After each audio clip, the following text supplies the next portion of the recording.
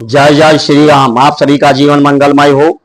भारत संस्कार मंच YouTube channel पर आप सभी महान भावों का वंदन, अभिनंदन एवं स्वागत है। ये युग परिवर्तन जो अतिचारी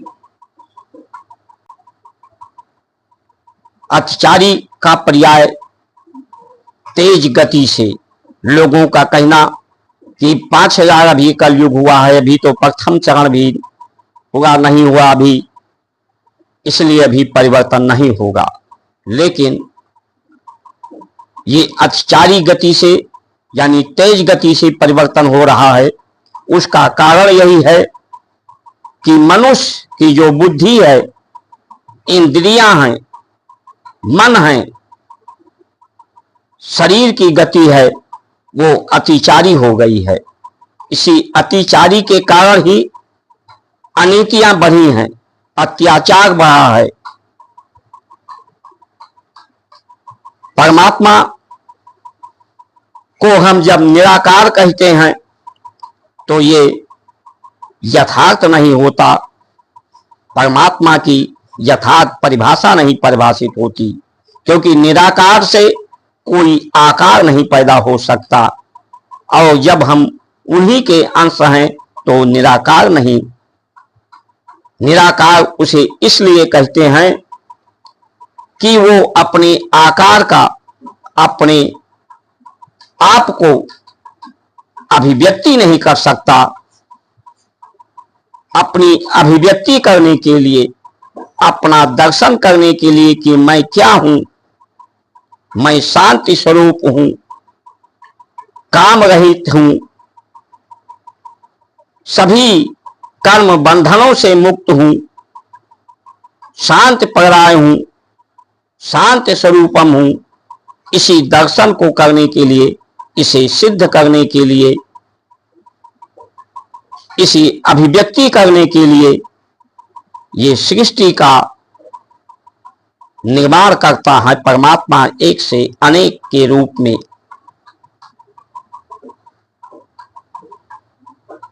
इसी दर्शन के लिए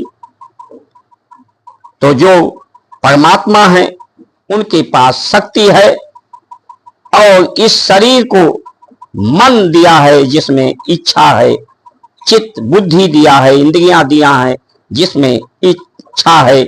जब इसकी इच्छा और परमात्मा की शक्ति दोनों मिलती हैं तो इच्छा शक्ति बनती हैं, उसी से कर्म होता है। तो आज जो मनुष्य की इच्छा है, मन की इच्छा है, वो अतिचारी है, व्याभिचारी है। इसीलिए ये परिवर्तन होगा। आप सभी महान भाव, ये परिवर्तन, व्यवस्था परिवर्तन, विचारों की परिवर्तन जो होने वाला है 4-5 सालों के अंदर, और ये परिवर्तन 2024 से ही शुरू हो गया है। 2025 मार्च तक ज्यादा परिवर्तन आपको देखने को मिलेंगे। संपूर्ण परिवर्तन 4-5 सालों में देखने को मिलेंगे, क्योंकि जब मकान पुराना हो जाता है, जर्जर हो जाता है, तो उसे गिराकर ही दूसरा बनता है, या उसमें कुछ हेर फेर करना पड़ता है। उसी तरह से जब व्यवस्था सतयुग का आगमन, तो जो पुरानी सड़ी गड़ी व्यवस्थाएं हैं, अन्यायी, अत्याचारी, असत्य वाली, लोगों की आज असत्य हो गए हैं। लोगों का पेट ही नहीं भरता, ना पद से, ना साधनों से, ना सुख से उन्हें संतोष और संतुष्टि नहीं होती। तो ये परिवर्तन होगा। ये परिवर्तन आपके लिए शुभदायक हो, सबके लिए शुभदायक हो, पूरे विश्व के लिए शुभदायक हो। ऐसी शुभकामनाओं के लिए इस वीडियो को अधिक से अधिक subscribe, like, share, follow, comment करके अधिक से अधिक लोगों तक पहुंचा करके पुण्य के भागी बने, पुरुषार्थ करें, परमार्थी हों, परम शांति, परम सुख, परम आनंद सबको प्राप्त हो, सभी का कल्याण हो, सुख हो, किसी का अशुभ ना हो। इसलिए इसे अधिक से अधिक लोगों तक पहुंचाने की कृपा करके परमात्मा के कार्यों में, राम के काज में सहयोग करने की कृपा करें।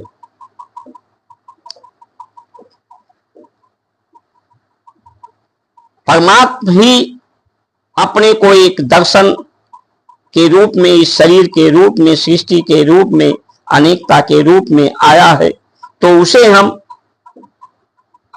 वही क्यों भ्रमित हो जाता है? परमात्मा ही, आत्मा ही क्यों भ्रमित होती है? उसे आत्म अनुभूत क्यों नहीं होती? उसका कारण यही है कि संसार का नियम, इंद्रियों, मन, चित्त का जो नियम है वो गति है। गति के कारण ही सत्संगति और कर्म गति है, और वो शांति है। संसार की गति कर्म है, कर्म का फल का भोग है, और वो कर्म बंधनों से मुक्त है। इसीलिए जो संस्कार, संस्कृति हमारी है वो निवृत्ति की है, परिवृत्ति की है। जब तक निवृत्ति नहीं होगी तब तक परिवृत्ति नहीं होगी। परमात्मा में, प्रकृति में वो निवृत्ति, ये शरीर है, शरीर का धर्म भूख है। भूख हम आहार लेते हैं, इन आहार से सिर्फ तत्वों का ही आहार नहीं लेते, शब्दों का भी आहरण करते हैं, विचारों का भी। तो ये जो आहार लेते हैं ये सुपाच्य हो, शुद्ध हो, का शोधन हो, जिसके लिए गौ माता और जो संसार के कूड़े करकट अवशेष हैं उन्हें विशेष करके उसमें सुगंध पैदा करके धरती के संपर्क में, धरती में मिलाया जाए तो ये शुद्धिकरण होता है। अन्नमय कोश का शुद्धिकरण होने से, इसे साधने से ये आहार शुद्ध होता है, सुपाच्य होता है। अन्नमय कोश के द्वारा, ये व्रत के द्वारा, मंत्र के द्वारा, योग के द्वारा, तो इसकी जो खाया जाए उसे पचाया जाए, और जो मल है, मूत्र है, उसकी पूर्ण रूप से निवृत्ति हो जाए, शरीर में वो जमा ना हो।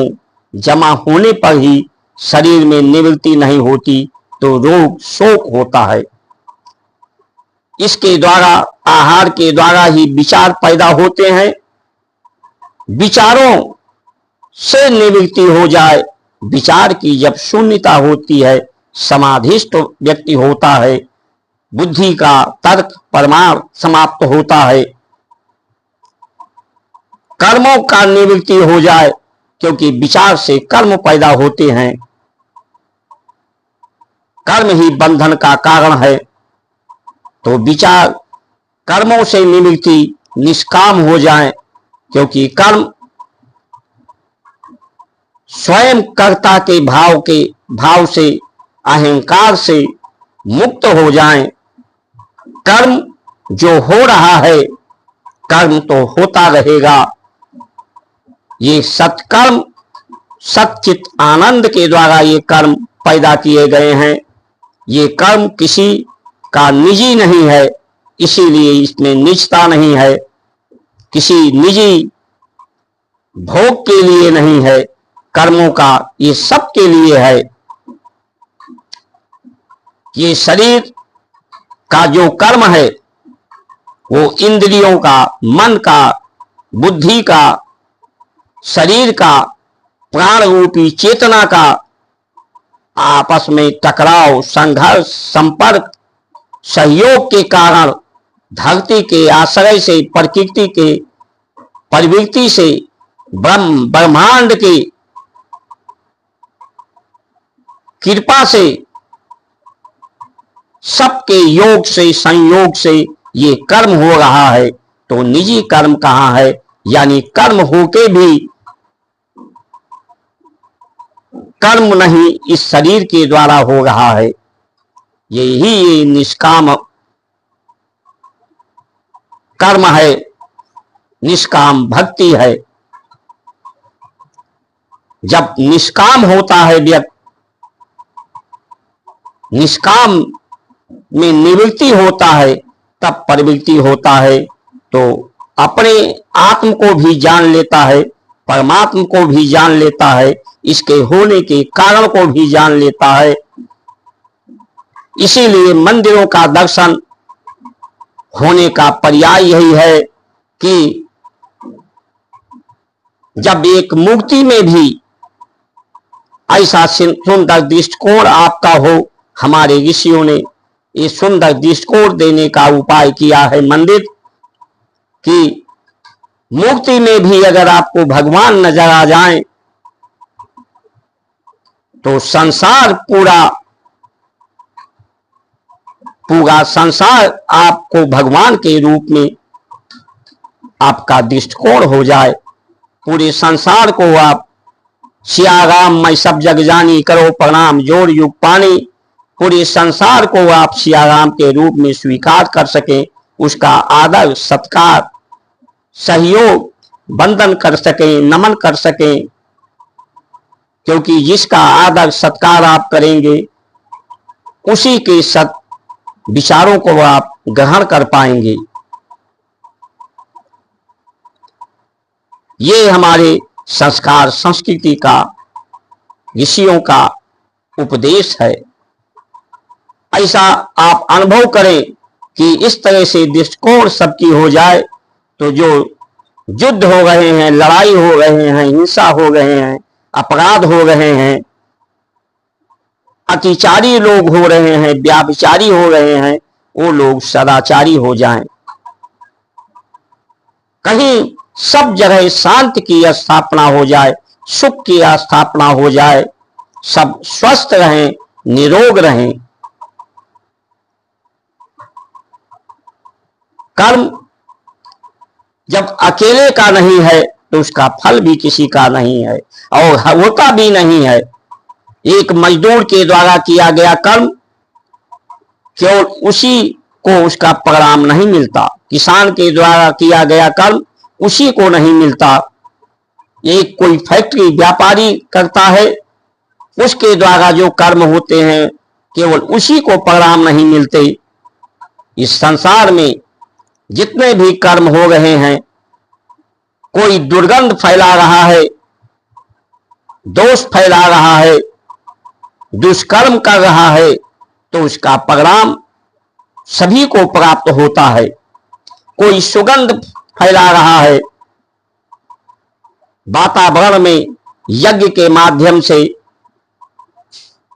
अगरबत्ती जलाकर बसंदर करके, तो वो उसका लाभ सबको मिल रहा है। तो निज कर्म कहाँ है, इसीलिए सबको सिया राम के रूप में जोड़ने की आवश्यकता पर जोर दिया है। जो घर के श्रेष्ठ हैं उनकी जिम्मेदारी है कि जब परिवार के छोटे लोग की जरूरतें आवश्यकताएं जो न्यून हैं, आवश्यक हैं, उसकी पूर्ति हो जाए, तो उसके बाद में ही वो अपनी आवश्यकता की पूर्ति करे।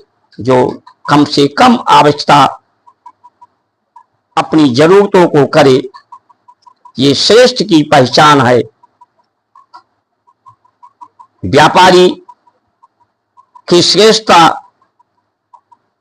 कि उसके जो छोटे व्यापारी सहयोगी हैं बड़े व्यापारी के, उनको भी लाभ मिले। जो उपभोक्ता हैं उन्हें भी उसका प्रयोग करके उनके शारीरिक लाभ, स्वास्थ्य लाभ, मानसिक लाभ, आध्यात्मिक लाभ, बौद्धिक लाभ मिले। प्रकृति का लाभ हो, धरती का लाभ हो, ब्रह्मांड का लाभ हो, उनके आचरण के अनुसार ही कर्म हो, कहीं भी दुर्गंध दोष ना हो। अधिकारी कर्मचारी उन्हें भी अनुभव करना करें कि जो भी मुझे सुख सुविधा साधन वेतन मिल रहा है वो जनता जनार्दन के द्वारा मिल रही है। तो जो सुविधा हमें दिया है, वेतन दिया है, जो व्यवस्था दिया है, आम जनमानस को भी अपना पुरुषार्थ तन मन धन जीवन लगा करके उन्हें भी सुख शांति, उनके भी जीवन के स्तर को ऊपर उठाना, ये उनका धर्म है। तो आज इस तरह से जब आप व्याख्या करेंगे, देखेंगे, तो आपको अनुभव नहीं होता। ये असत्य संसार इसलिए भी है क्योंकि दुख इसलिए भी है, ये आपको अवसर है, परमात्मा अपने को अवसर करता है अपनी महानता को सिद्ध करने के लिए, अपनी पुरुषार्थ को सिद्ध करने के लिए। अगर ये दुख नहीं होगा, असत्य नहीं होगा, तो पुरुषार्थ कैसे होगा, श्रेष्ठ कैसे होगा, श्रद्धा विश्वास कैसे होगा, शांति कैसे होगी, कर्मों से मुक्ति कैसे होगी। इसी को सिद्ध करने के लिए ये संसार में दुख दिया है। दुख रूपी संसार का, असत्य रूपी संसार का निर्माण किया है।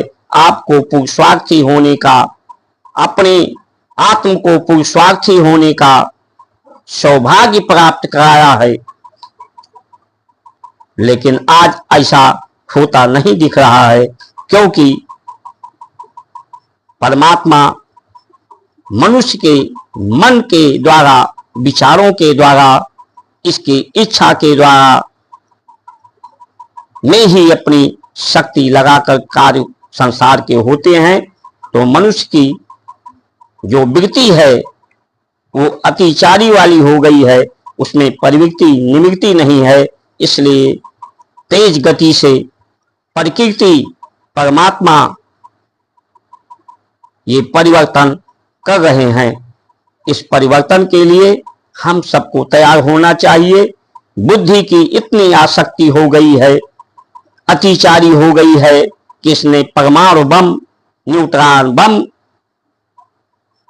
तक बना डाला, जो विध्वंस करने की कारण बनेगा।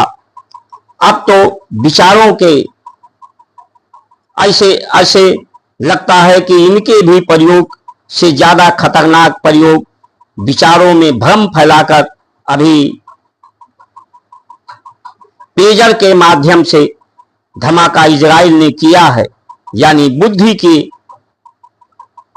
पराकाष्ठा। लोगों को पहले बताया गया कि मोबाइल से लोकेशन मिल जाएगा, वहां के लोगों ने मोबाइल छोड़ करके पेजर लिया और पेजर का निर्माण उसने पहले से ही सोचा था। पेजर में उसने ऐसे बस विस्फोटक डाले, उसमें डिवाइस किया तो विस्फोट हो गए। 4000 लोग बुरी तरह से घायल हुए, जो दोबारा अपने वास्तविक शरीर को नहीं प्राप्त कर पाएंगे। 32 लोग मर गए। इस तरह से भी अगर विश्व में विचारों के माध्यम से भ्रमित करके किया गया तो स्थिति क्या हो सकती है। इसलिए सिर्फ सैनिक युद्ध नहीं होगा, बालकों पर नहीं होगा, देश के अंदर भी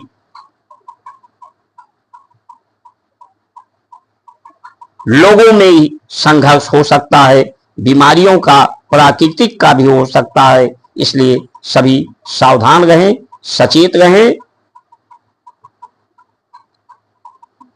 इन्हीं वचनों के साथ आप सभी का सुमंगल कामना करते हुए जय श्री राम।